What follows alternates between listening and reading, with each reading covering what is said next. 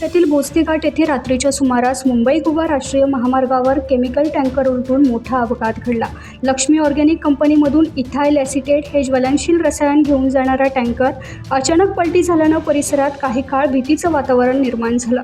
अपघातानंतर टँकरमधून रसायनाची गळती सुरू झाल्यानं परिसरात नागरिकांना तीव्र वास जाणवू लागलाय। काहींनी श्वसनाचे त्रास होत असल्याच्या तक्रारीही केल्यात। यामुळे स्थानिकांमध्ये घबराट पसरली। घटनेची माहिती मिळताच पोलिसांचा फौजफाटा, अग्निशमन दलाच्या गाड्या तसेच संबंधित कंपनीची सुरक्षा पथकं तातडीनं घटनास्थळी दाखल झाली। लिकेज नियंत्रणात आणण्यासाठी आणि परिस्थिती सुरक्षित करण्यासाठी युद्धपातळीवर प्रयत्न सुरू असून परिस्थिती नियंत्रणात आणण्याचे काम सुरू आहे।